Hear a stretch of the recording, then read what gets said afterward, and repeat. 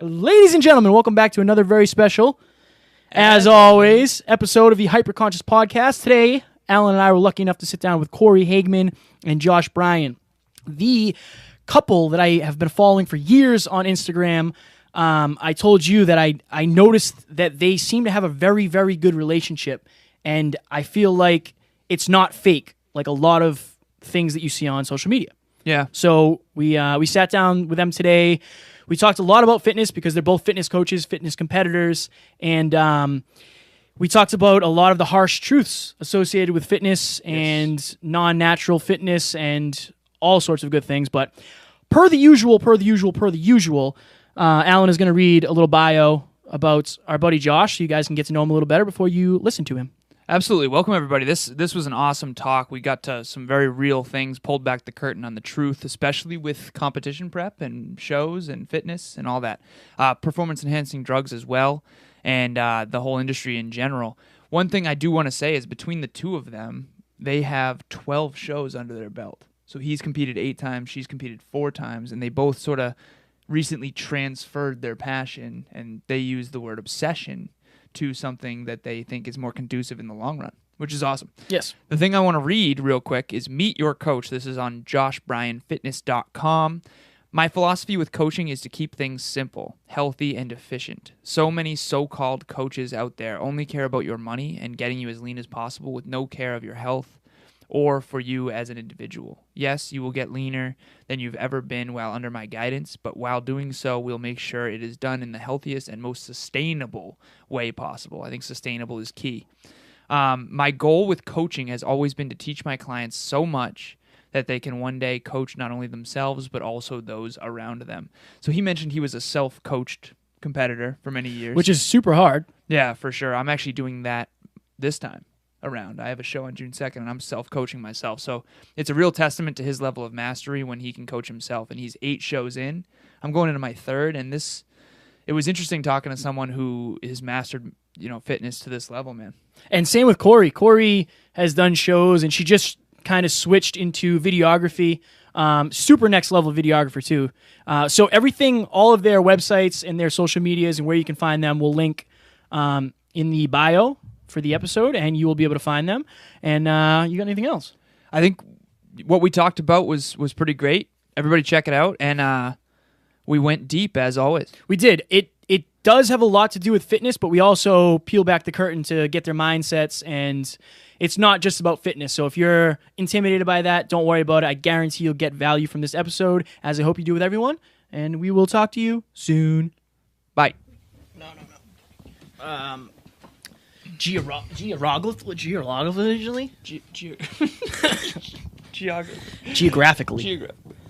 Geographically.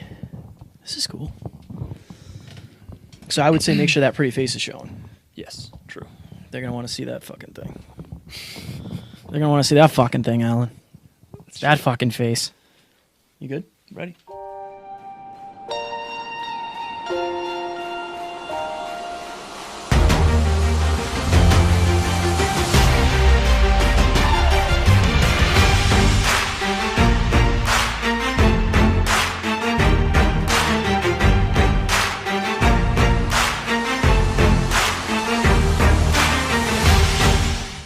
Ladies and gentlemen, welcome back to another very special, as always, episode of the Hyperconscious Podcast. We have great guests today. It's a crazy story about how these thoughts become things. We always say that. We're going to sit down and chat with Cory Hageman and Josh Bryan. Now, they are social media personalities. They also have coaching businesses. Cory is now getting into videography. Josh does a little bit of professional gaming. They are the most interesting people in the entire world. If you guys want to introduce yourselves so the listeners can get to know a little bit about you before we dive into the deep talks, go ahead. Awesome. What's up, guys? Well, again, thank you so much, Kevin and Alan, for having us on. We're both really excited. If you don't already follow us, but you want to get a better feel for who we are, what we represent, and what we do, my handle, the quickest way to find me online is my handle on Instagram, Cory_fit. And then Josh, it'll be Josh Bryan Fitness. Love it. Awesome. So we always have a cool story as to how it goes from like a thought of a guest to an actual guest. And I have been following you guys for a while now, before Josh had all those badass tattoos. So it's been a while. And one of the things I told you guys was I really appreciate, from the outside, obviously I don't know the inside details of your relationship, but it seems like you guys really, really, really support each other in every single endeavor. And I feel like most people have a highlight reel on social media, but I feel like you guys are super real. You cut through the bullshit. You don't lie to people. And I think for that, you guys are very, very special people. Yeah, no, I mean, we appreciate that, man. I mean, the thing is, there are different angles and different perspectives to everything. You know what I mean? I would agree with you that majority of what you see on social media, it's all sunshine and rainbows, you know, and you never get to see the hard stuff. You never get to see the stuff that's a struggle. And, you know, Cory and I aren't perfect. You know what I mean? We definitely have a very successful, very good relationship where we do support each other with everything we do. But we fight, we argue, we bicker. You know what I mean? Like, we're human beings. You know what I mean? That's the one thing that people have to realize is everybody that is idolized and people see as this perfect specimen per se, they have their own demons, they have their own issues, they have their own things they go through on a day-to-day basis that creates them into the person that they are. You know what I mean? For sure, absolutely. And I think that being so, I think that the thing that surprises me is so many people lay their head down at night knowing that they're not being true to themselves. And like, Cory, I saw a video the other day that you posted about like toning your inner thighs and how you've seen a million videos about like, take this, do this exercise, and then you broke it down to the science that it's actually, you know, you cannot treat body fat. You have to lose body fat everywhere. And I think that, you know, that perspective and that honesty is what people need, because you're not getting to the Olympia stage naturally. And anybody who promotes that is like, it's just kind of, the fitness thing is kind of like the Wild West where there's no rules and people just listen to who they want. Absolutely. Yeah. And that has become a topic that I really do identify with. And, I could go two ways here, you know, the honesty aspect or, you know, more specifically performance enhancing drugs, you know, in the fitness industry. But on the, you know, PED side of things, that's something that I do feel very passionate that the average person needs to understand in fitness. You are going to be exposed to people who choose to disclose it and who don't choose to disclose things. And that is just the nature of, you know, what people are doing, you know, when they're competing. And it's not my place to judge. It's not my place to, you know, say this is something you should do. This is something you consider. But I remember when I got into fitness, when I started, when I was very first exposed to competitors, you know, bikini competitors, bodybuilding, I had no idea those things were prevalent. And, you know, some of that is on me. It's my responsibility to educate myself. But even for the, you know, the first couple of years, it was a hard pill to swallow to understand, wow, thousands on thousands of people are like legitimately just lying about what they're doing. And it's not even so much that I have an issue with people who use PEDs. I don't. And I do try to make that very clear on my platform, but it's the people who claim natural, who, you know, push that, you know, so hard, and they use it to their advantage. They use that to generate income. They use that to get new clients. I think that's very, very misleading. And I think it's a true testament to that person's character. If they're willing to lie about taking drugs, and, you know, these aren't even drugs in the way the normal American would look at it. It's supplements in a way. If they're willing to lie about that, what else are they lying about? What are their areas of their life are they struggling in, and are they not disclosing, and are they warping to appear a certain way? Yeah, that's so fascinating. So I have a fitness show coming up on June 2nd, and it's a natural federation, WNBF. Men's physique competitor. I won my last novice show. Now I'm competing amateur, hoping to get my pro card. I'm so glad that you guys want to talk about this topic because it's super taboo, but I see a lot of people that I mentor. One kid in particular who was on this podcast, Pat Cole, came up to me in the gym recently, and he said that he was learning from a particular person on social media, and he was saying all these things. And I immediately was like, why would you want to learn from someone that's not natural if you're trying to be a natural athlete? Because it's a very different game. There's obviously commonalities for sure, like the 5 fundamental pillars of natural fitness that I want to get into: sleep, hydration, nutrition, training, and mobility are all still a factor, but it's a very different game in the sense of like what you need to do to get the result. And the person that he described, he was like, oh, but he's natural, isn't he? I'm like, the fact that you think even that's even a possibility. This person, I'm not going to name any names, is kind of blowing my mind. So I think it's really difficult to have an industry where people are trying to educate others, but they're not disclosing all the information that actually got them there. What's you guys' take on someone who is trying to be a natural athlete, who is trying to be healthy in the long term and not, have a heart attack and all these other kidney problems, who's learning from someone who clearly is just not natural? Well, there are a couple different ways I could go into this, and there are a couple different types of people that you see on social media. Cory kind of dove into it a little bit, but if I dive into it a little deeper, there's the person that is obviously not natural, that not only claims natural, but they scoff people for thinking that they're natural, and they make fun of other people that say they're natural that they're not. You know what I mean? There's that type of person. Everybody knows that guy. Yeah. Everybody knows that person, that they're obviously enhanced, but they claim natural, and they try to trash talk other people that say they're natural. That's the very extreme person. Then, you have the person that claims natural, but they don't really make fun of other people. They say, I don't care if people take stuff or they don't take stuff, and they don't take stuff. Then you have the person that doesn't say anything, that is up for speculation if they're natural or not. I think it really comes down to how educated is the person actually, not just based off their physique, not just based off of how they look, or type of pictures they take with perfect half natty lighting. It really, I think it really comes down to, you can't really generalize that question in just a yes or no answer. I think you're not thinking it through enough to just jump on the train and say, oh, if you're enhanced, you can't coach non-enhanced athletes, because that's just not true. You know what I mean? I think it's all it comes down to is how educated is that coach or person, because they might not be a coach, they might just be helping somebody, but how educated is that person? Do they have any experience with working with non-enhanced athletes? What have been the testimonials of those non-enhanced athletes? Did they run into hormonal issues? Did they have issues with muscle breakdown? Because obviously enhanced athletes can get away with a lot more without breaking down muscle, with still building muscle even while in a deficit. There's a lot of things that Yes, I didn't mean to interrupt you. Sorry. Yeah. So yeah, I did.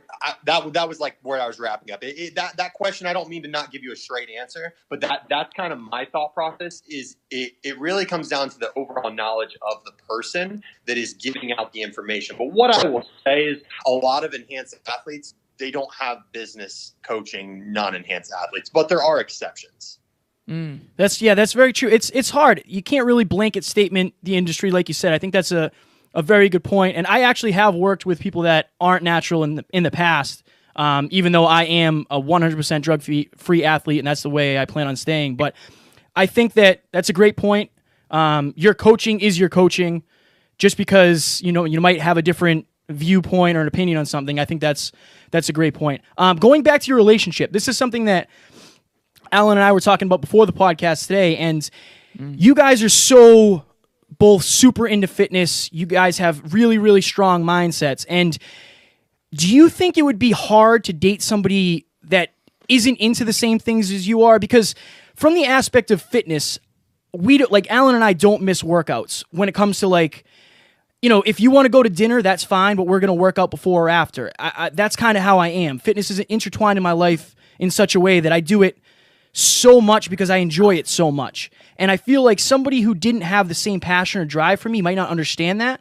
Is that something that you guys have experienced? And maybe can you touch on advice for people that might be dealing with that right now?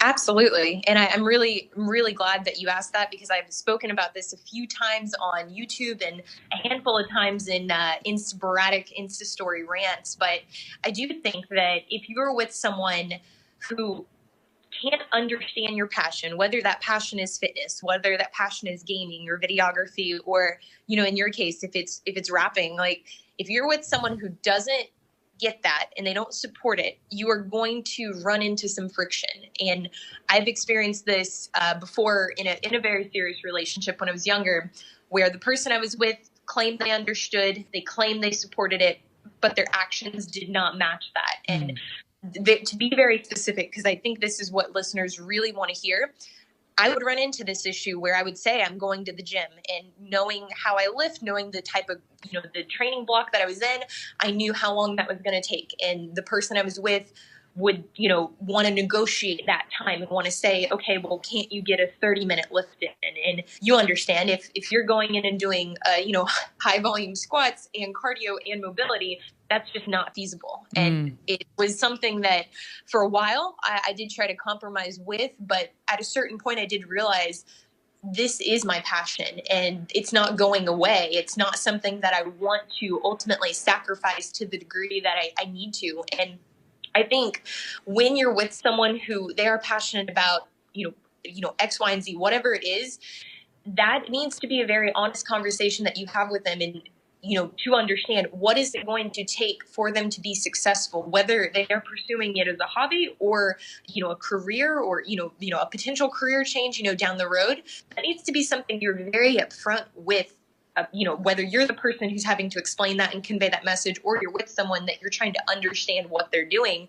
But specifically relating to fitness, it's not you're not asking for just 2 hours in the gym 4 to 5 times a week. You're asking for someone to understand your diet. You're asking for someone to understand the type of foods that you're going to want to eat, not, just going out and eating like crap, making sure that you do get enough rest, making sure that, you're not excessively drinking or partying. And it's definitely not something that can be summed up into, hey, honey, can you understand I want to lift for an hour and a half, a couple times a week.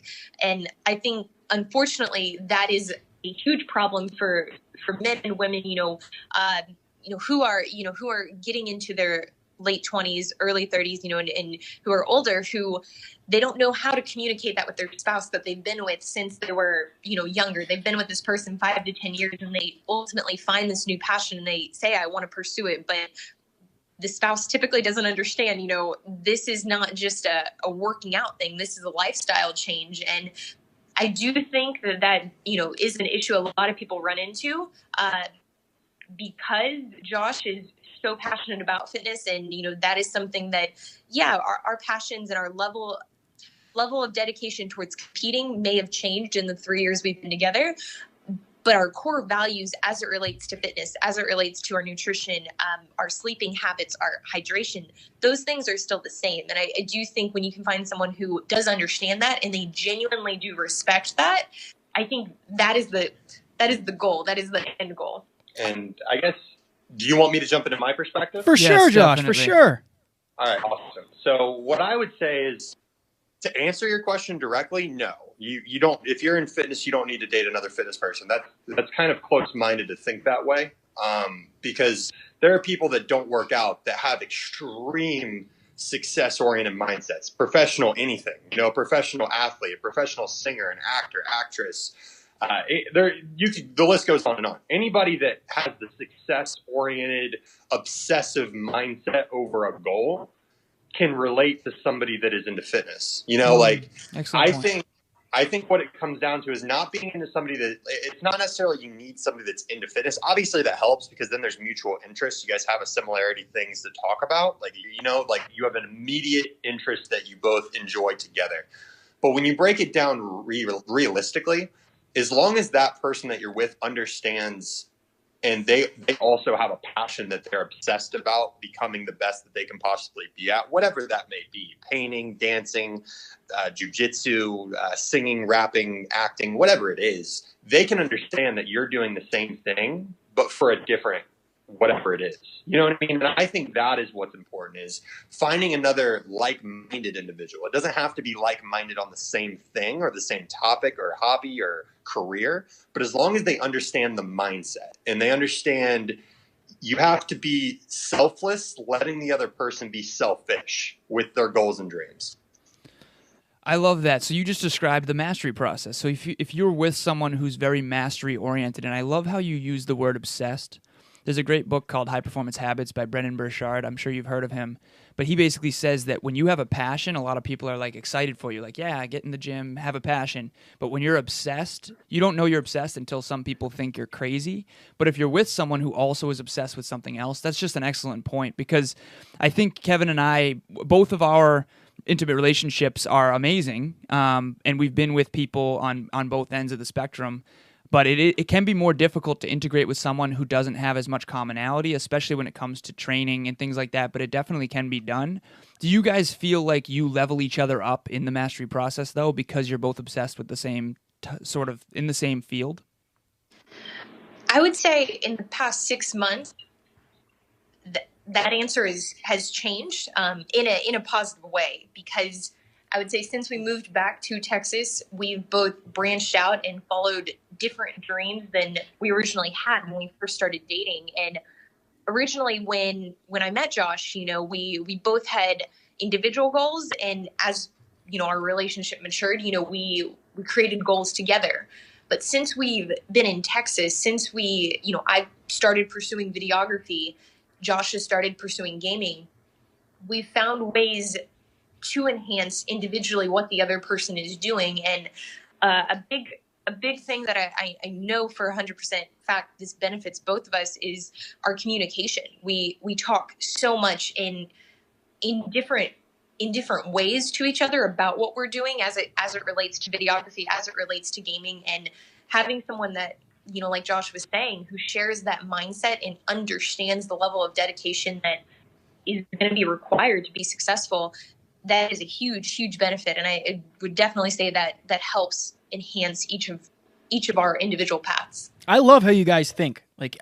This is how I pictured it. This is basically how I pictured it. You guys are, your thought process behind everything is calculated in the ways that you're thinking, and I just absolutely love it. It makes me happy to talk to you guys, for sure. We had a huge smile on our face through both of those things you guys were talking about. One thing that I do want to mention is, when you say that you guys have commonality with this and the understanding, one of the things that I find difficult is everything is always way more involved than appears on the surface. Even this podcast, for example, you may see, on the camera us here, but the setup and everything, like if you guys were guests in person, would have been like, oh wow, that was like a whole hour-long setup. So I think one of the benefits to you guys being in the same field and being obsessed with the same thing and mastering the same thing, and I think what Josh mentioned was that wanting to be the best at it. There's a great Bryan Tracy quote that I always go back to. He basically says, if you don't love your work enough to want to be the best at it, then get out of it like you would a burning building. And so you both have that, and that's awesome. But one thing that I find really difficult is knowing what it really takes. Like, you can be compassionate towards someone for like wanting to be in the gym, for 2 hours a day, making sure you hydrate all day, making sure you get proper sleep. But when you have never actually been there, you've never actually walked in those shoes, you've never actually trained your body that hard, that frequently, and that intensely, it's very, I think, difficult to understand. So while I agree 100% with Josh when it says, like, as long as they're mastery oriented and they want to be the best in their field at their thing, it can be, I think, more difficult to integrate with someone who really has never trained that hard for that long, because as you guys know, towards the tail end of prep, you feel like an empty cup, and if you've never been that way, it's more difficult to understand. Yeah, the way I would kind of counter what you just said and not trying to change what you're saying is think of it in the way of, you don't know what it's like getting ready for a movie, that final stretch of right before you do the final filming for the movie, where you need to know every single line and you have to know how to make your facial expressions just perfect and you have to react just the right way and your timing has to be right on point. We've never been actors, professional actors, not low end, like I'm talking high to the high. We don't know that level of stress. We don't know that level of, you need, as a female, you need to get down to 100 pounds, even though you weigh 140. Guess what? If you don't get down to 100 pounds, you don't get the role. Right. And you got to memorize your lines, and you got to look good, and you got to know all this, and this. I think in every professional industry, and again, keep in mind when I brought that up, professional industry, I'm not talking about a McDonald's employee, okay?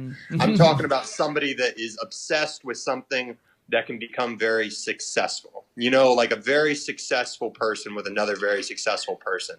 And, not everybody that's going to be listening to this is thinking that way. Some people are the average 9-to-5 workers that they just go to the gym in their spare time, and there's nothing wrong with that. But in this case, what I'm speaking of, I think if you can find somebody that understands that real grind, I guess grind is the proper, like what I'm trying to explain.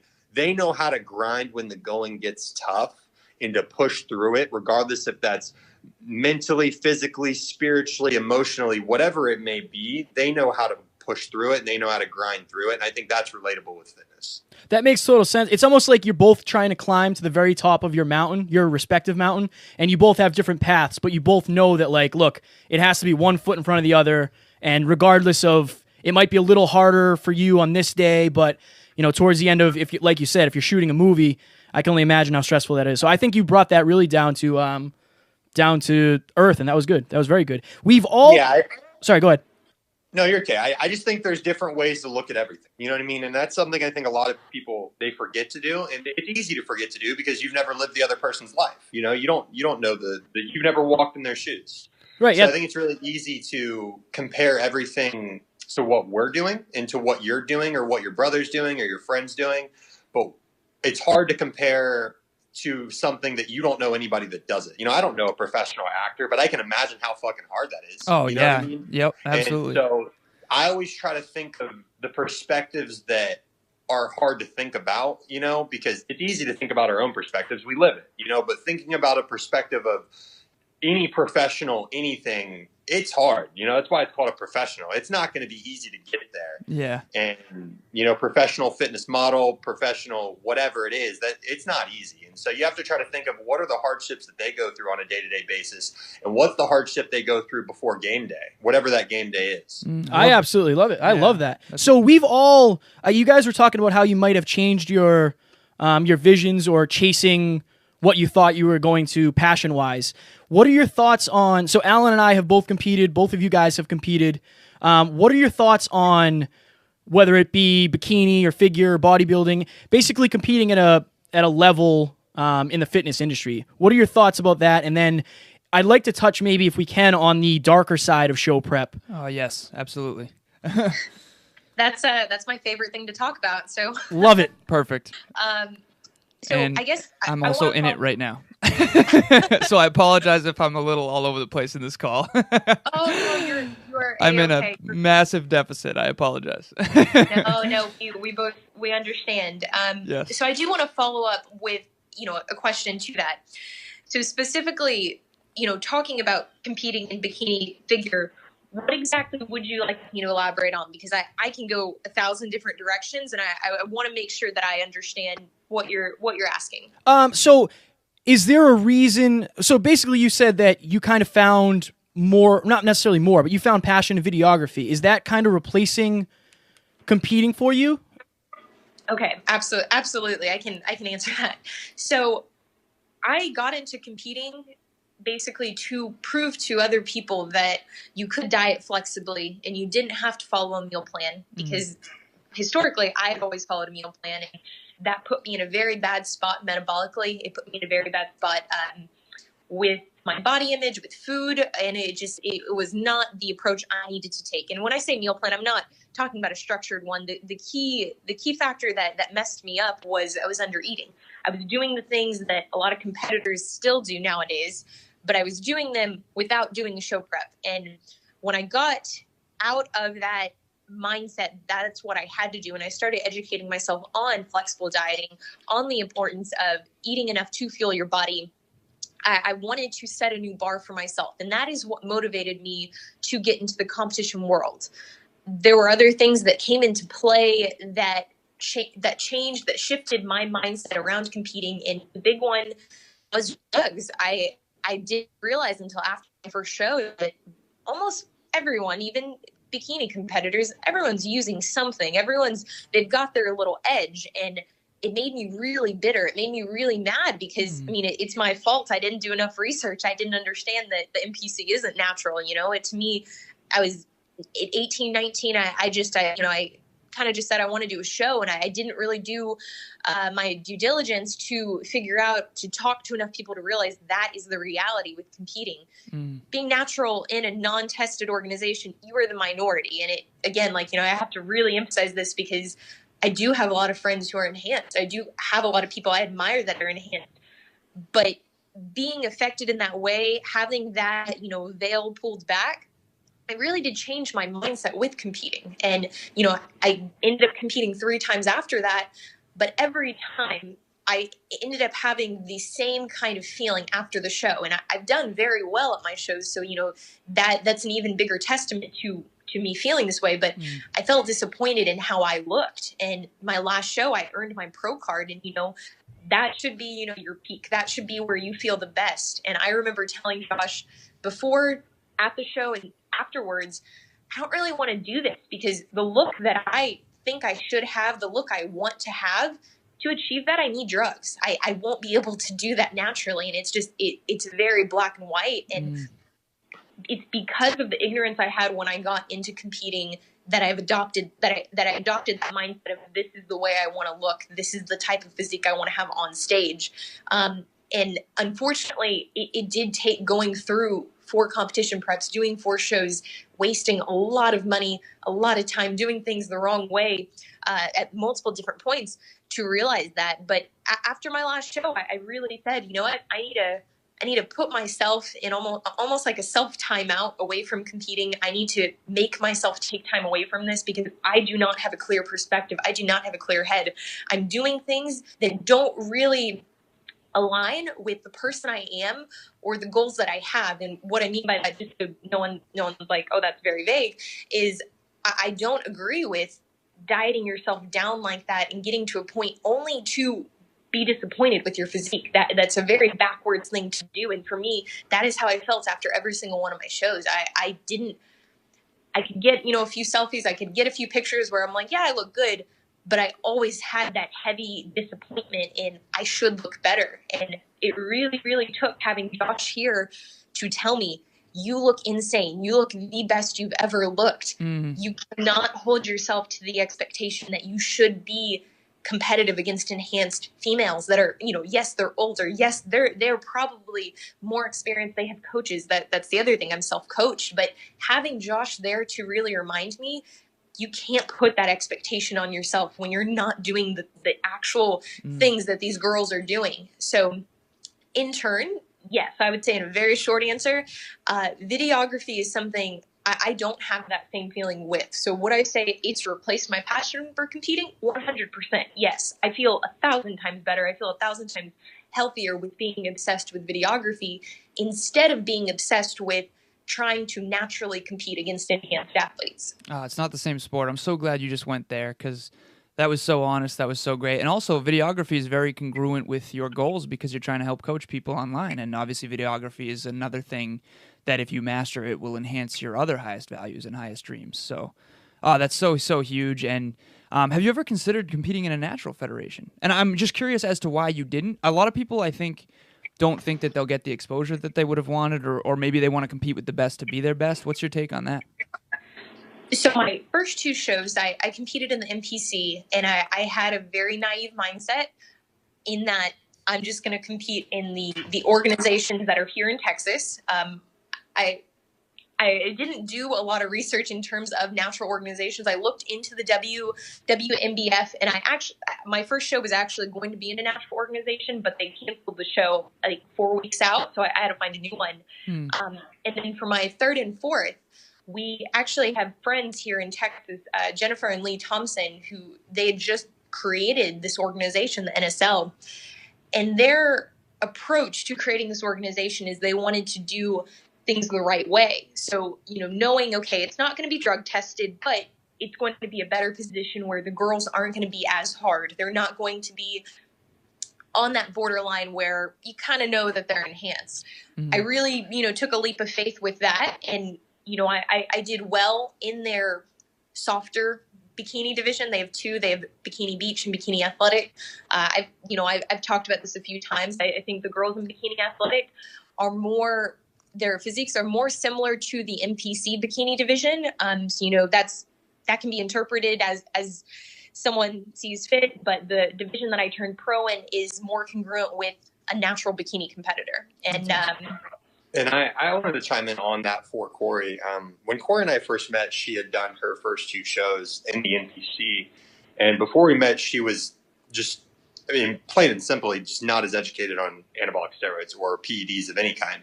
And like she mentioned earlier in the podcast, she really didn't know that the girls that she was idolizing were enhanced. She just didn't know, and under the assumption of somebody that has good genetics, which Cory has very good genetics, she believed that if she just worked hard enough as these enhanced, but say they're not enhanced athletes, just work very hard and you can look like me. Exactly. She believed that, because Cory works ridiculously hard and she does have good genetics. She does have nice muscle for a female. She has ridiculously good muscle for a female as a natural athlete. For sure. So being under the assumption that these people are natural and that all you need to do is work hard, diet longer, do more cardio, suffer more, you don't really think that you need to compete in a natural organization if you think the people that you're idolizing are natural. You know what I mean? Yeah, I love it. absolutely. I'm glad you said that as well. And that goes back to the original point I did try to make. Again, I'm in a huge deficit at the beginning, but a lot of people idolize people that they think are natural who are not. And I think that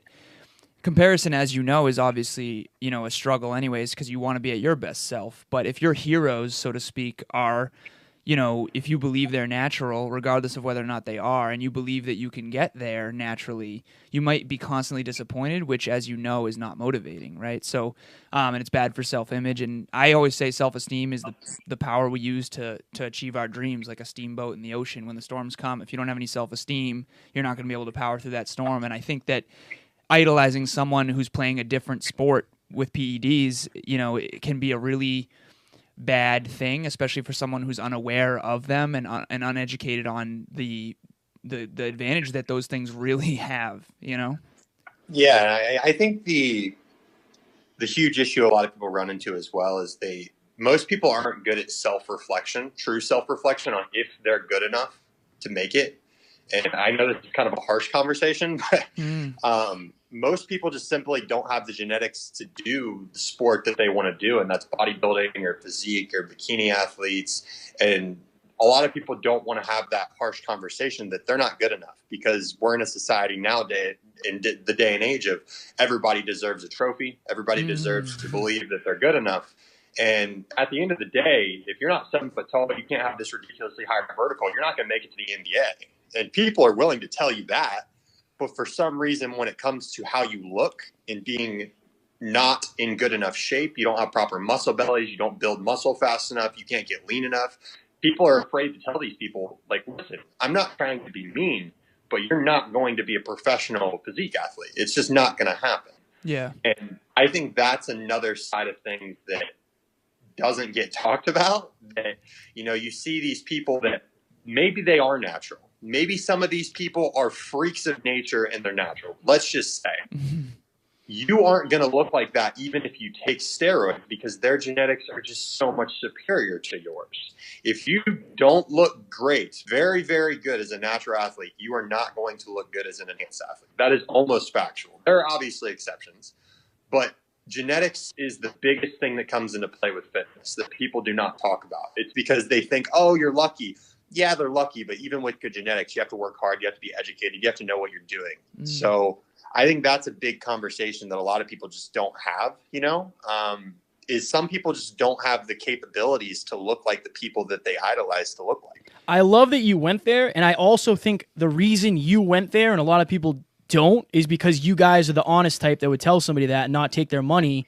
Like, I had a coach who said like, you're definitely going to win this show, and I won my class, and everything he told me was great.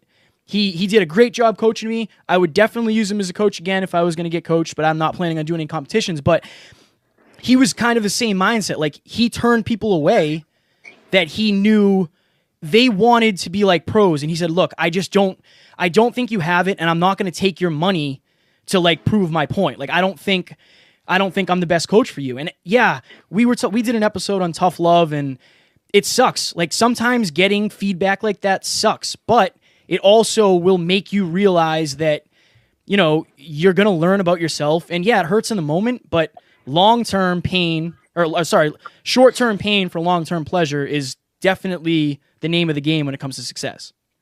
Absolutely. I guess I can link this back to what you originally asked us. It's just transferring the passion you have to something else. It's not really like, I guess you could say it's replacing it. It's just, if you're so passionate and so driven about something, and unfortunately you don't have the genetic potential or the natural God-given abilities to become the best in that passion, if you can find another passion to replace it with and just use that same mindset, use that same dedication, and luck, and hopefully you have the God-given natural abilities to be great in that new passion.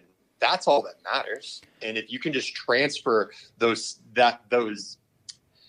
characteristics and traits and mindset things that you were using, the thing that you weren't genetically gifted in, to something that now you are, you're going to excel in tenfold.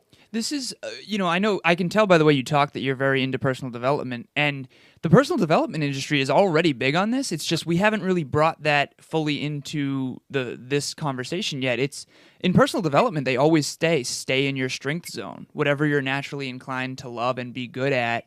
Like, even out of the gate, you're more likely to master at that professional level. Now, again, if you want to get in better shape, that's awesome. Everyone should want to get in better shape, in my opinion. Healthier, happier, more productive, higher energy levels, wake up in the morning feeling like $1 million. That's great. But if you want to be a professional, like the top best in the world, like you said with the NBA, for example, if you're 5'5", you're not going to be in the NBA. And I think that's something that you should transfer to a different passion. But in the personal development industry, just to bring this down to earth to people, what we're really just saying is figure out what your strengths and weaknesses are and then focus on your strength zones. And yeah, of course, mitigate weaknesses, but most of your time should be spent in the strength zone. I always say find your big three. If you could rub a lamp and a genie would pop out and you could be the best in the world at 3 things, and I mean be realistic with yourself when you do this, what would those 3 things be?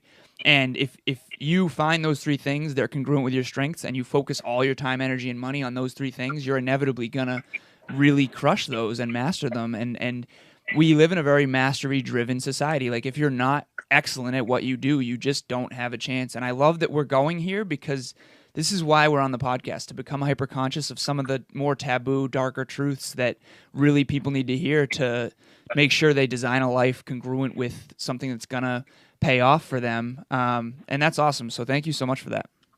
Yeah, no problem. And so like with me, Cory kind of answered that with her in videography. I don't think fitness will ever die for me. It never will. It's a part of my life. I've been doing it since I was 10 years old. Like my dad got me into fitness at a very young age because I did wrestling, football, and track. Like I was a 3-sport athlete, and he just really wanted me to be better in every aspect. And so I don't think fitness will ever just be gone, the love. But the thing is with me, when I first got into fitness, I did my first competition in 2013. I started getting ready in 2012 for it. And basically when I did the show, I had this false reality of going from like high school sports, of having this camaraderie. I guess I don't even know if that's the right word, but basically the amount of people supporting you for the same goal. What we used to say at my football team was our motto was 11 for 1. You have 11 people on the field for one goal, and that's to win the football game. So whatever you got to do, you got to put your ego aside. Whatever you got to do, you want to win. And even with wrestling, everybody supports each other. Track, everybody wants to win. But when I got into competing, for some reason, I thought the camaraderie, I guess is the right word, was going to be there in the community and the support. Yeah. And for a while, I thought it was, but to me, and this might make some people like, oh, he doesn't know what he's talking about. For me, it's not real camaraderie. It's not genuine. It's not a real community of people that are supporting each other. It's a very selfish industry. And a lot of people that get into it are very naive, and they think that, especially teams, man, I could go into a whole rant about teams, like team this and team. It's fucking stupid, man. It really is. It really is. I love this conversation, man. It's not a team sport. If you're on a team with another girl, let me use girls because they're nasty. They're nasty to each other. If you're on a bikini team with another girl and you're in the same class, guess what? That girl doesn't want you to beat her. That girl wants you to look fat. That girl wants you to look bad. That girl does not want you to win. I do not care what they put on their social media and the selfie they took backstage. They do not care about you in that way. They don't. And I know it's a very harsh reality, but they want to win. They want to look better than you. They want to be prettier than you. A guy wants to have better abs than you. A guy wants to have a bigger back than you. Yes, there are exceptions and there are friends, but for the most part, you're in a very selfish sport, and people don't want you to be. People want you to. This is a quote that I love that is very applicable to what I'm saying. People want you to do good, but they never want you to do better than them. And I think that is very accurate with competing. And for me, when I got into competing, I didn't really think like that. I did think people were going to support me, and I did think people were going to want to help me. And I went through a lot of my competing by myself. You know, I've been self-coached for a very long time. I've had 3 different coaches at different times, but all were ended very badly. And it's just because I'm a very questioning person. I question people, and that doesn't cope well with a lot of coaches. But basically what I'm getting to is, with me coming down to the final, me getting my pro card 2 years ago, that was my 8th show. And I've competed in nationals. I've done the Arnold Classic. I've competed at the highest of the highs in the NPC. And I have a lot of friends that are men's physique Olympians. So I've heard all of what goes on at the top. I have a lot of very good connections of everything that is about competing. And for me, what I just came to the realization, which was a hard realization for me because I put so much time, so many years, and so much passion and energy into this craft, is the community that I was seeking was just not there. It was dead. I didn't feel there was a real sense of community, and not a supportive one, not a positive one, not an uplifting one. If people feel that they have that, that's awesome. And, I hope they can hold on to that as long as they can, and they can feel good about the team they're on or the people that they're surrounded, their coach. And I hope they keep it. I really do. I don't want people to feel the way I'm saying, because if you feel that way, you're not going to do it. You're not going to have that same love. I'm just giving a reality perspective of my perspective, someone that's been doing it for a very long time, that's been at the highest of the high, that is basically, I needed something that was going to give me that sense of community, of positive uplifting, because I need that. I'm not a negative person. I don't want to be around people that only want to talk shit about how bad other people look or why they should be where that other person should be. And that just, you are going to be like the 5 people you surround yourself with. Amen to that. If you're always around negative people that just think they should be the best, and I got gypped, the judges screwed me, this person looked worse than me, that's a horrible mindset to have, man. And for me, I needed to transfer over to something that was very uplifting. And for me, that's not going to be the same way for everybody.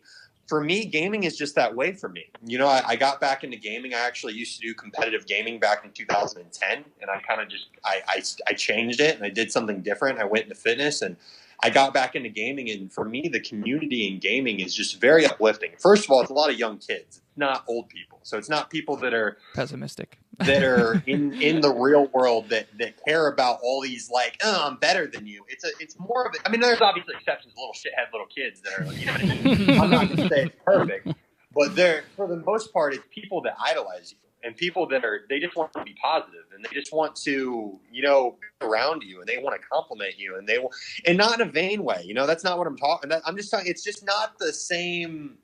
It's not the same negative vibe that I got for so long with fitness. And so for me, I would say, yeah, man.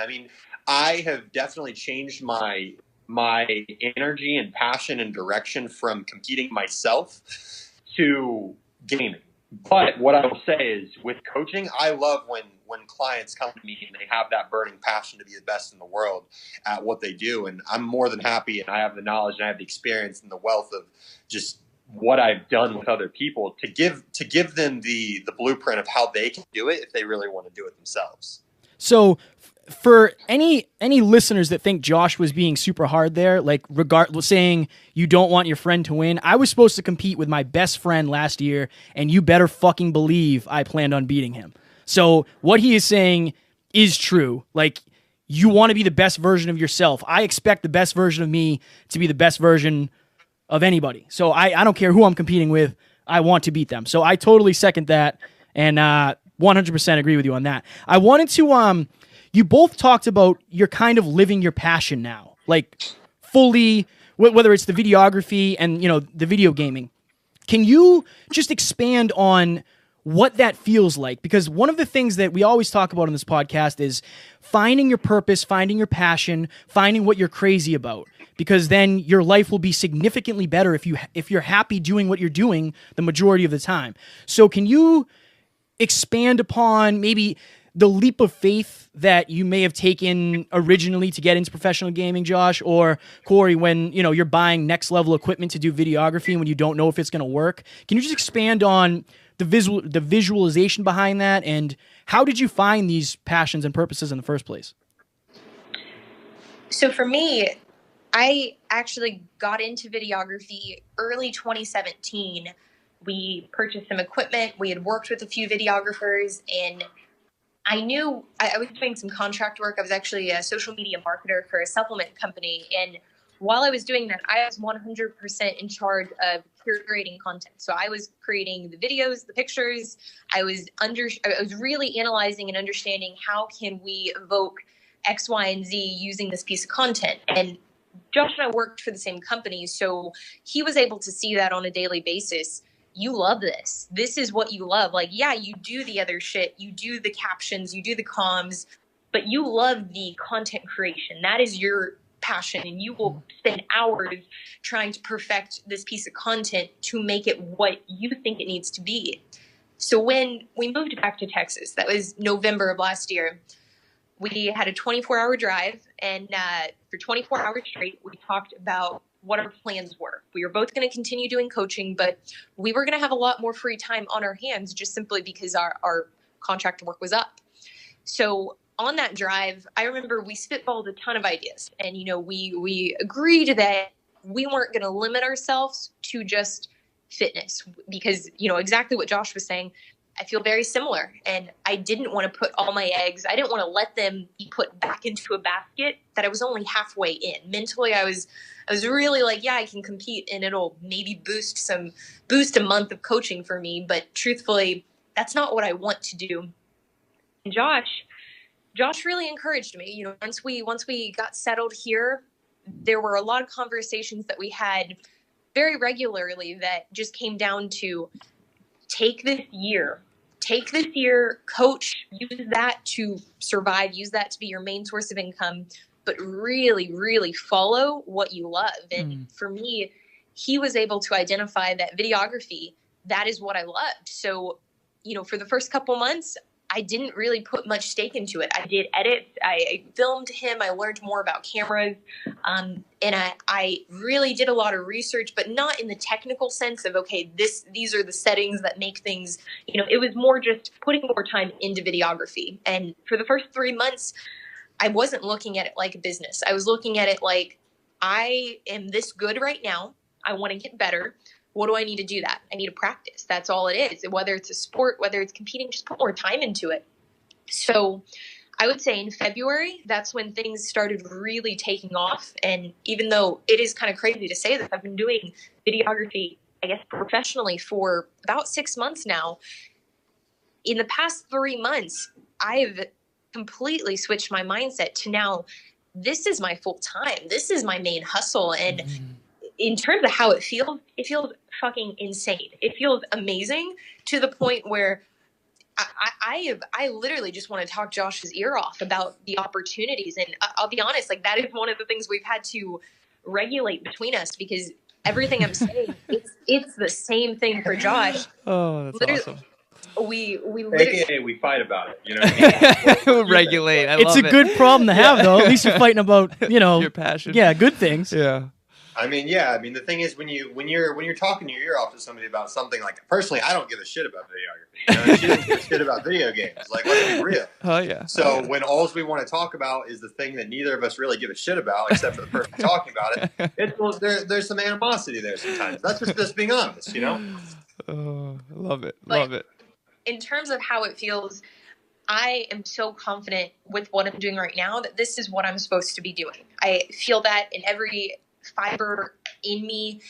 This is what I love, and this is where I see my future going. And I never had that with competing, and now it's taking me in this to realize that fitness is different. Fitness, I love weight training. I love having control over my body composition. That is something I also love. But as that relates to competing, I didn't love competing, and it wasn't the same feeling. It wasn't the same experience. And honestly, this is the exciting part. This is what I wanted with competing. This is what I wanted with doing shows. I wanted to feel this way and have that just burning desire to see, where is this going to go? There are so many opportunities, so many forks in the road right now for me that, I want to embrace it, and I want to go all in. And if that is competing for some people, that's what they should do. But if it's not, do not be afraid to take a step back and say, I love this. It's fun. It's exciting, but it's not that thing. It's not my number one. Yeah. I want to really bring this down for the listeners because you just made a huge, like a really awesome point. You can tell that you're lighting up right now talking about this, and it's like that's that burning desire you're describing. Kevin and I always talk about this with the podcast. Like, we can feel that we have momentum. Like, no, we're not where we want to be yet. No, the results aren't all perfect. Yeah, we fail forward and we struggle, but like, we feel like this is where we're supposed to be. This is what we're supposed to be doing. Like, we feel like we have serious momentum, and we love every second of it. We're constantly laughing, all of that. So what are the key indicators? Because you literally just transferred 6 months ago, really, your mindset from competing to this videographer thing. Clearly, it's changed your whole perspective on life and mastery. What are the key indicators for someone, whether or not they're doing the right thing for them? Because I think, it's live with passion, like find your passion. Like, yeah, okay. And we all say that, but how do you know when you're in it? Like, when you're living it? Like, what are the indicators for you? So for me, I would actually look at it more in the way of a process of elimination.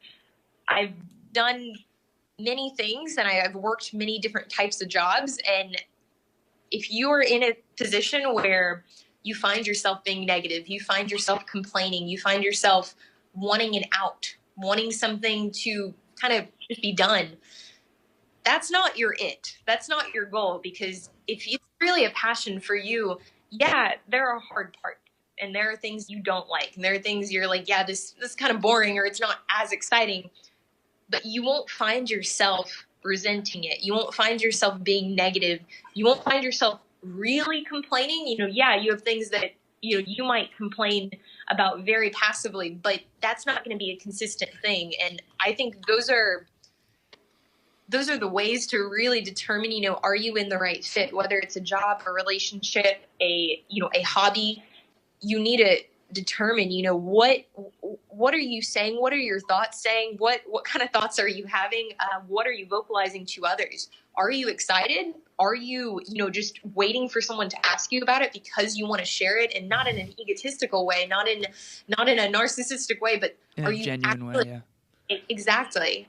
So for me, I've always operated in a way, I might not have the clear answer of, the certainty of this is the path I'm supposed to be on, but I definitely can tell when I'm in a wrong position, when I'm on the wrong path, when I'm doing something I shouldn't be doing, because I have those feelings. I know what that feels like. And I feel, when I feel them creeping up, it's scary. And it really makes you question, shit, like, how long have I been here? How long have I been in a bad position? And I think if someone's never experienced that, yeah, this might not make a lot of sense. But for me, the process of elimination works a lot better than saying, okay, here are my conditions that I have to identify that this is where I should be. Yeah, you just kind of described sort of like the symptoms are complaining, being more negative than usual, like really not getting out of bed excited in the morning. And obviously we all have mornings where we're not excited, but like the majority of the time you should be pumped about life. And so you just kind of described the symptoms of sort of an underlying quote unquote disease, for lack of better phrasing, which is basically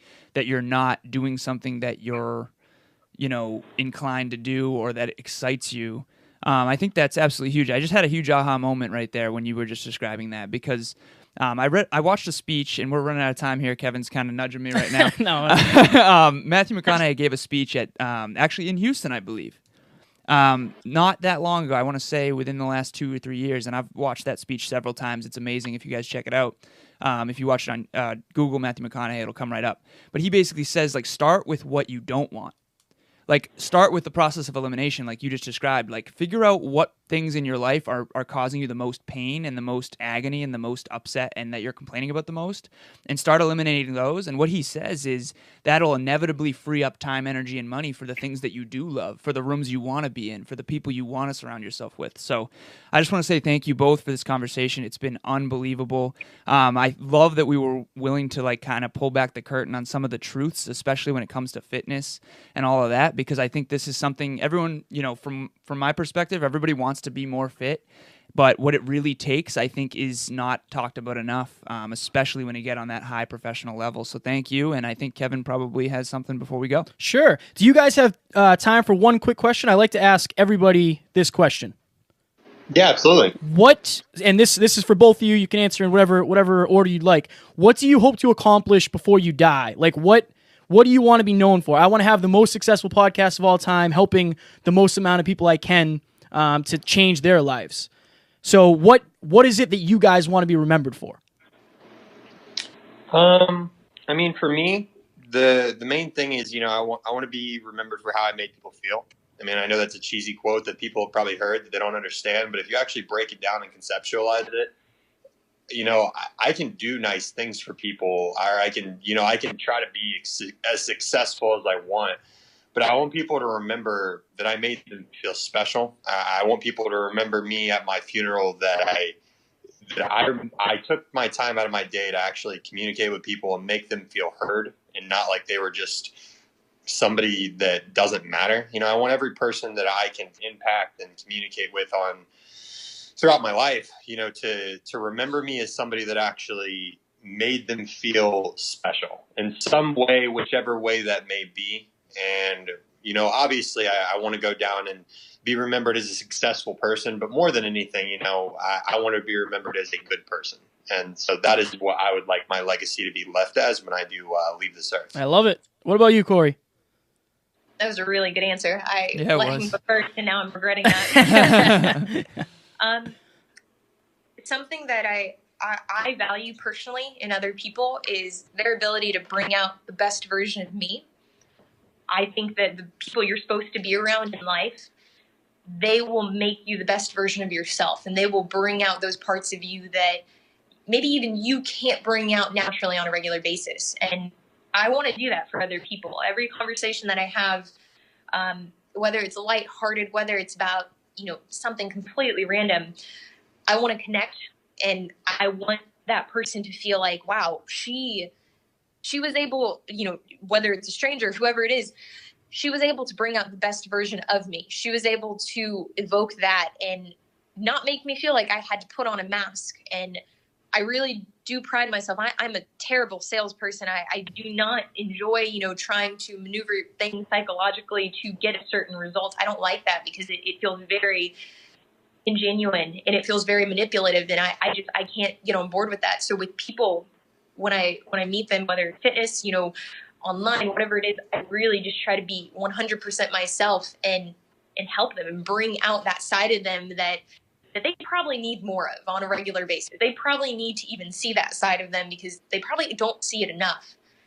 That's what I want to do. When people think about interacting with me, or when people do interact with me, I hope that's what I can do. I hope I can help bring out that best version of themselves.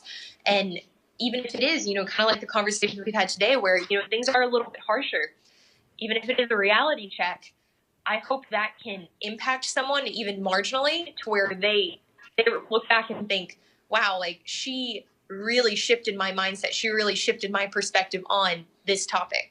I think for sure you guys are both very congruent with what you want to be. You guys are... Yeah. All I felt was warmth from the second I messaged you guys, and for sure, I think you will definitely be remembered for that. Alan wants to ask one quick question that he asked everybody, if you guys don't mind, real quick. Yeah, we're in no rush, guys. As many as last questions as you want to do, we're completely okay. We appreciate it. You guys just don't. I don't want you to feel like you're taking up our time. No, we believe it or not, we really enjoy talking to you guys. Can you tell? Yeah, we're more than happy, man. Awesome. You guys can any questions you want. Right on. Got to express ourselves. I absolutely love it. So one of the questions that I always like to ask is, what is your favorite book?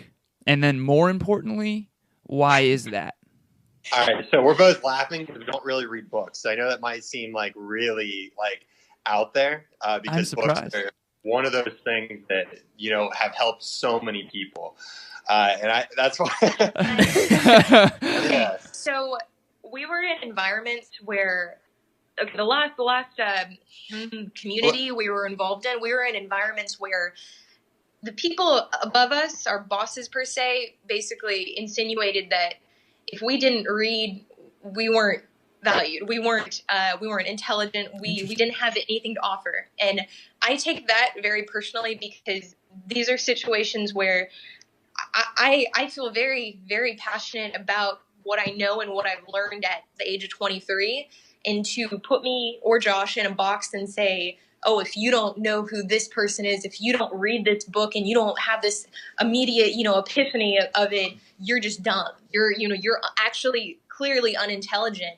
I really don't agree with that. And I don't like telling people that. I don't like actually vocalizing that, because there is a lot of judgment, especially with people in this space, when you say, I don't enjoy reading books. And to be clear, I love consuming other people's ideas. I love listening, and I'm a very open-minded person, and Josh is too. Obviously, by the way, it's very clear that you're both very self-educated in your fields. So I know there's a lot of judgment around that, but I hope you feel none from me, because I didn't read a book until I was 26 years old, guys. I'm not judging a goddamn thing, and you guys are very clearly well-educated. And I'm just, the reason I'm surprised is because of how well put together you guys are with your mindset and self-development, personal development. Just because it's an anomaly does not mean it's not awesome. Yeah, man. No, I mean, that's the thing, like, why I'm just very quick to tell you. I mean, I can name some books, but I'm not going to make it seem like we read books. We just don't. We don't read books. I'm just being very point blank, straightforward. Like, before last year we were in the environment where we were forced to read books. That'll steer you clear of. You guys are both what I call subversives, which is like you have a very healthy disdain for authority, kind of like. Yeah. You don't like being told what to do. I think that's wonderful. And by the way, super self-motivated people, they've done studies on this like repeatedly, are usually the people who have like kind of a little bit of a healthy disregard for authority. So I'm not surprised that you guys were forced, or under an environment where you were kind of like insulted for not reading books. And I think that in school that happens to a lot of us. I know the reason I didn't read a book. I used to brag. I got a master's degree without reading a book. Like, I literally said those things. And I know why. Because I was told and forced my whole life to read, and I didn't like it because I was being forced to do it rather than shown the value of it. So if I can add anything here, there's zero judgment, but I do think based on who you guys both are, you would absolutely love some of the wealth of knowledge that's out there in books, and take it from someone who literally didn't read a book and prided himself on that since he was 26. It is one of my biggest regrets, if I'm honest. And again, no regrets. I love, I always say, if you're happy where you are, you'll be okay with where you've been, and you'll not only be okay with it, you'll be thankful for it. I'm so thankful for where I've been because of where I am and who I am. But I'm not going to lie. Like, if I could go back to my 20-year-old self, I'd be like, dude, Alan, you should open a book. You know what I mean? Absolutely. And I definitely don't want any of the listeners thinking that books are terrible. But I think what you touched on is a perfect mindset example. Is when you're told to do something or you're told not to do something, your brain could definitely want to do the opposite. And I think that's something that people go through. But even more past that is I truly have always believed this. There's a million ways to skin a cat, and that is just a quote for anybody. Like, you can relate it to whatever you want, but there's so many paths to your destination. Of course, books are an amazing resource, but in today's day and age where you have Google and you can Google anything that you possibly want to know, you can learn. This is my philosophy with books. And there are certain books that I've read that I felt so good after reading, but I still am very firm in this statement. A huge majority of books have way too much fluff. It's way too much fluff. And in my opinion, if they could, in the future, streamline things to audio form, or even if it's reading form, cut out a lot of the fluff and get to the points and a lot of things, it would entice a lot more people to want to pick up a book. But I think because books have so much fluff, and I'm speaking from personal experience, I don't get to the points that I want to get to in a quick enough time, because my mindset is I want to get things done and I want to absorb the information as quickly and as efficiently as possible. I got to recommend a book then. Tim Grover, a book called Relentless. He is Michael Jordan, Dwayne Wade, and Kobe Bryant's personal trainer. There's no fluff in that book. That if you were to pick up a book, that's the one I would recommend. I don't want the listeners thinking that I've never read a book. I've read I know. I'm sorry. I keep going back to that. That's right. No, you're great. You're good, man. You're great, man. But yeah, you would love that, I think. Alan is the book guy between us. Alan has read thousands of books. Josh, Cory, I'm kind of like on your page where, number one, I don't like reading. I do audiobooks, and I have not done a lot of them. So I understand where you're coming from 100%. And different strokes for different folks. Whatever works for you guys. Clearly, you guys are doing all right. You both have great heads on your shoulders. And before we let you go, get into that 102-degree hot-ass Texas weather, do you have do you want to plug websites? Do you want to plug programs? Do you want to plug YouTubes? What else do you want people to know about you? Where can they find you? And what can they get from you?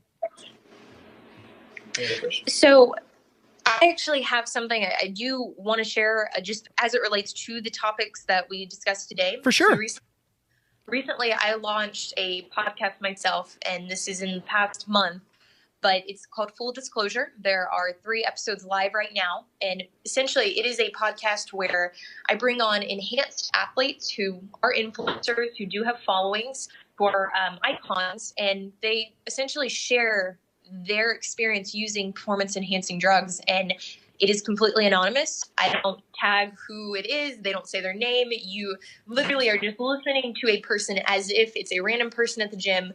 But these are people who are competitive bodybuilders, who are IFBB bikini pros, who have competed 5-10 years, who are deep in the industry, people with hundreds of thousands of followers, and they want a place to talk about their good and bad experiences using PEDs. And my philosophy with this is, if we can take one step in the right direction in educating the average person on performance-enhancing drugs, not only are we going to minimize the amount of athletes who use ignorantly, but we are also going to minimize the amount of people who use and then do suffer from adverse side effects. And with that, I'm specifically talking about females. And it's something I am very passionate about. So if any listeners, if they do want to hear more on this, you can venture over to my Instagram. The handle is Cory_fit.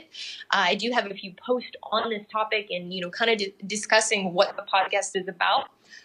I really just want this to be a step in the right direction for the industry. And, that is something I say on the podcast. If you or someone if you've used PEDs, if you used the smallest form or derivative and you had any kind of experience, it doesn't have to be negative. It can be you enjoyed it and now that's what you do for X, Y, and Z reason. I really just want to capture the reality behind PEDs, and not in a way that then causes these influencers, these icons, to now ruin their reputation, receive all of this negativity and public hate from natural athletes who just simply don't understand what they're actually saying. But I want to give them a platform to do that. And if I can use my platform to be, kind of a landing board where they can share their story, that to me, that is going to help me in the way I wish I would have been helped when I got into competing. So there's that. Obviously, I do offer online coaching. My biggest goal with that is to just remind people, specifically women, you do not have to do what people are saying you have to do just because someone says it in a very dominant, a very concrete way, a very absolute way. Trust me when I say you do not have to eat as little as you're probably eating. You don't have to do as much cardio as you're probably doing. And you can get the body that you want, but it's just about understanding how to go about that in a way that's sustainable. So if you are interested in coaching, my website is coryfit.com. Super simple, but honestly, send me an email. We'll hop on the phone. I do that with all my client inquiries. Also, before we get to Josh, real quick, Cory, if you have any questions or you want to touch base, you have my number, open line for anything regarding podcast.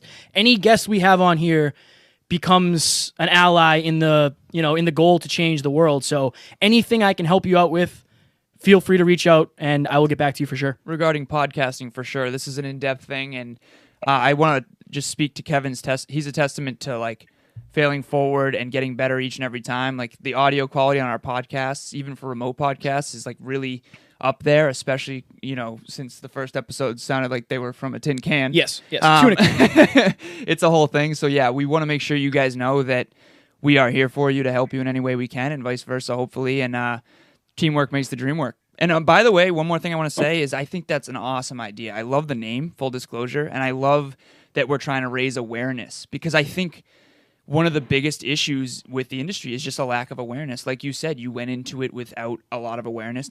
Same with me.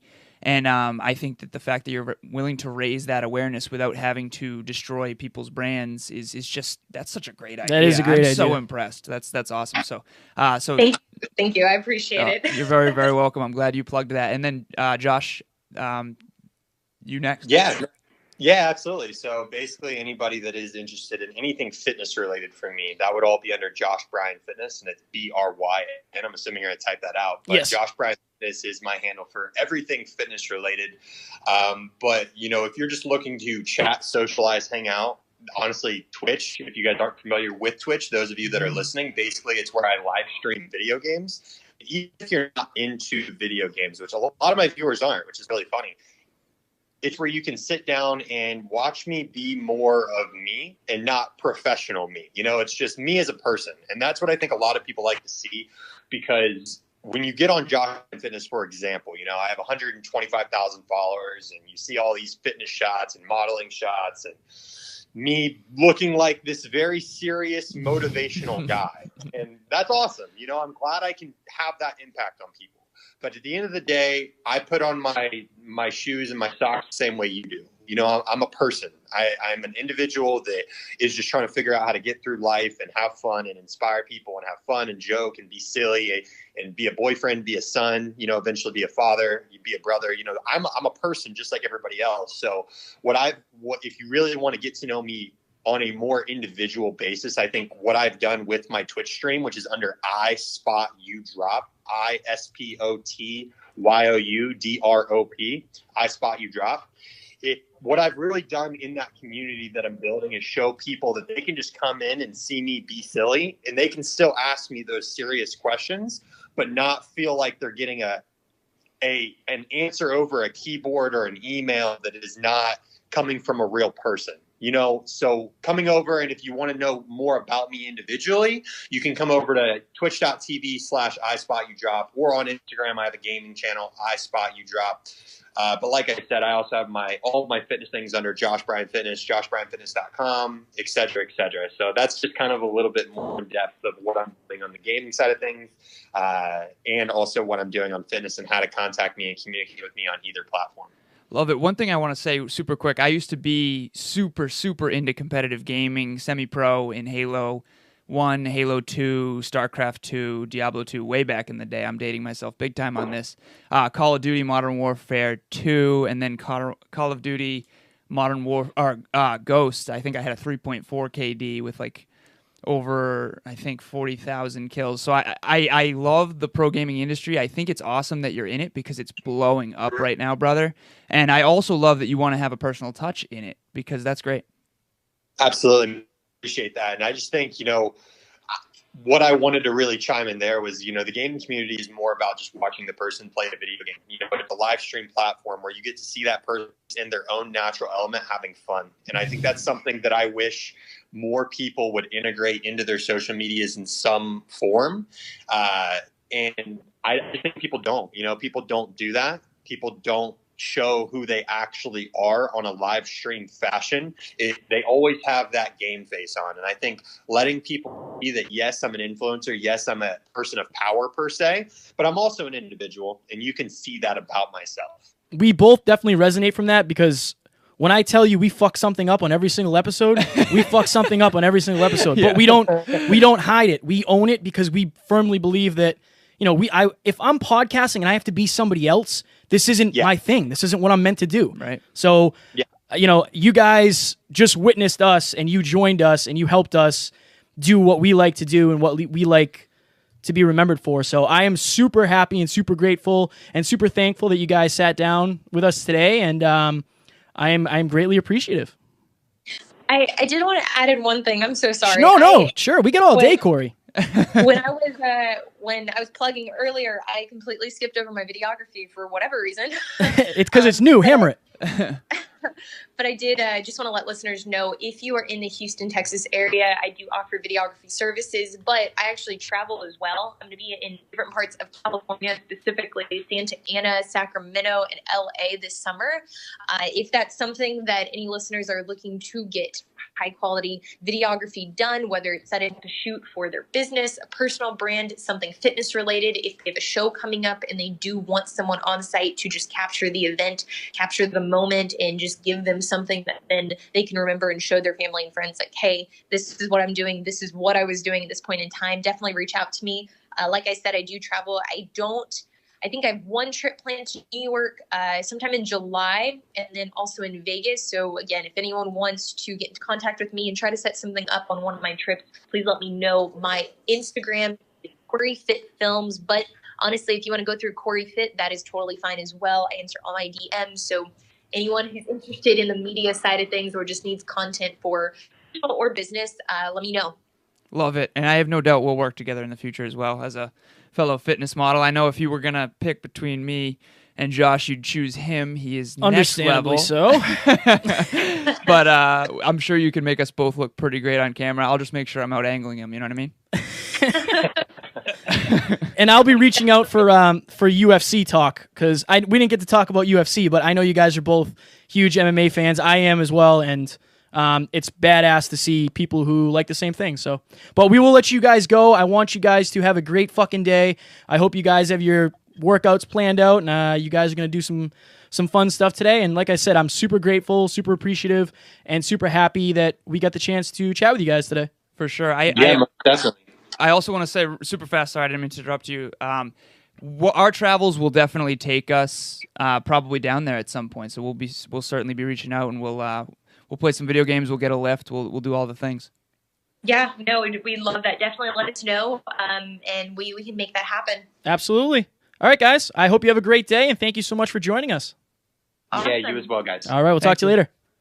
All right. Bye. Bye. Ladies and gents, we hope you enjoyed that episode with Josh and Cory. And next week, we have a great episode featuring Eric LeGrand and special guest Isabelle Picard. She drove down to New Jersey so we could interview Eric LeGrand. They share something in common. They were both told that they would never walk or function normally again, and they're fighting against those odds every day, and they're already further along than anybody expected them to be. Their standards are next level. Amazing human beings. Do not miss this one, and you'll definitely take so much from it.